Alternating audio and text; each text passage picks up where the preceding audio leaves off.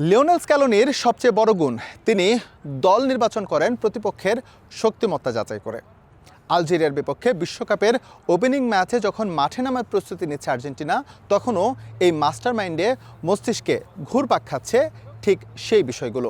আর্জেন্টিনার সবশেষ অনুশীলন আর লিওনেল স্ক্যালোনির যেই ক্যারেক্টার, সেটি যাচাই করে অন্তত ধারণা পাওয়া যায় কমপক্ষে 3টি ফরমেশন নিয়ে ভাবছেন এই মাস্টারমাইন্ড। ফরমেশন যদি 4-4-2 হয়, তাহলে তিনি সেন্টার ব্যাকে খেলাবেন দুজন ডিফেন্ডার। সেই দুজন ডিফেন্ডারদের একজন হচ্ছেন ক্রিস্টিয়ান রোমেরো এবং অপরটি হচ্ছেন নিকোলাস ওতামেন্ডি। আর রাইট ব্যাক পজিশনে খেলতে পারেন গনসালো মন্তিয়াল, আর লেফট ব্যাকে দেখা যেতে পারে ফাকুন্দো মেডিনাকে। এবার যদি মিডফিল্ড পজিশনে আসি, এই মিডফিল্ড পজিশনে আর্জেন্টিনার মোটামুটি 3জন ফুটবলার অটো চয়েস। একজন হচ্ছেন ম্যাকালিস্টার, আরেকজন হচ্ছেন এনজো ফার্নান্দেস, আরেকজন হচ্ছেন রদ্রিগো ডি পল। তাদের সঙ্গে দেখা যেতে পারে থিয়াগো আলামাদাকে। আর আক্রমণ ভাগে যথারীতি লিওনেল মেসির সঙ্গে যুক্ত হতে পারেন লাউতারো মার্তিনেজ, তবে সম্ভাবনা রয়েছে হুলিয়ান আলভারেজেরও ঢুকে পড়ার।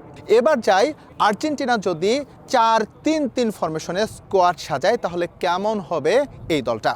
সেক্ষেত্রে আমরা রক্ষণ ভাগে প্রথমে যে 4 জনের কথা বলেছি, সেই 4 জনই সেখানে থাকবেন। তবে মিডফিল্ড পজিশনে একটা পরিবর্তন আসবে। সেই পরিবর্তনের জন্য কাটা পড়তে পারেন থিয়াগো আলামাদা, অর্থাৎ এই মধ্যমাঠে তখন খেলবেন এনজো ফার্নান্দেজ, রদ্রিগো ডি পল আর ম্যাকালিস্টার। তবে আক্রমণ ভাগে ইনক্লুশন হবে লিওনেল মেসি এবং লাউতারো মার্তিনেজের সঙ্গে নিকো গঞ্জালেসের।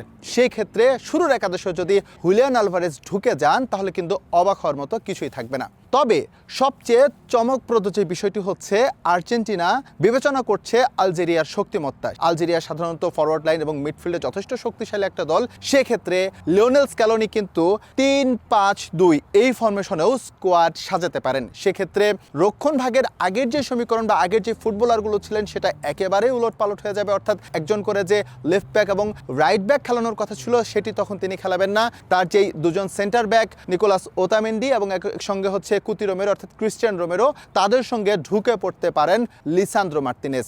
আর মিডফিল্ডকে আরও শক্তিশালী করতে তিনি এনজো, ম্যাকালিস্টার এবং রদ্রিগো ডি পলের সঙ্গে একপাশে যুক্ত করতে পারেন উইলিয়ানো সিমিওনোকে, এবং একই সঙ্গে যুক্ত হতে পারেন নিকো গঞ্জালেস। আর ফরওয়ার্ড লাইনে যথারীতি থাকবেন লিওনেল মেসি। তবে লিওনেল মেসির সঙ্গে হিসেবে হুলিয়ান আলভারেজ যুক্ত হচ্ছেন নাকি লাউতারো মার্তিনেজ যুক্ত হচ্ছেন, সেটা নিয়ে একটা কনফিউশন রয়ে গেছে। সেই বিষয়ে হয়তো বা টিম ম্যানেজমেন্ট একেবারে শেষ মুহূর্তে সিদ্ধান্ত নেবে। মোটা দাগে বিশ্বকাপের প্রথম ম্যাচটা ইতিবাচকভাবে শুরু করতে চেষ্টা বা পরিকল্পনার কোনো কমতি নেই আর্জেন্টিনা টিম ম্যানেজমেন্টের, এবং তাদের প্রত্যাশা ফুটবলাররা যে ফর্মে রয়েছেন বা যেভাবে ট্রেনিং করিয়েছেন লাস্ট কয়েকটা দিন লিওনেল স্ক্যালোনি, সেটার এক্সিকিউশন যদি প্রপারভাবে কানসাস সিটির অ্যারোহেড স্টেডিয়ামে হয়, তাহলে নিশ্চিতভাবে বলা যায় কাতারে সৌদি আরবের বিপক্ষে যে অঘটন দিয়ে আর্জেন্টিনার বিশ্বকাপ মিশন শুরু হয়েছিল, এবার আর তেমনটি হচ্ছে না। মার্কিন যুক্তরাষ্ট্রের কানসাস থেকে এস এম ইকবাল, সময় সংবাদ।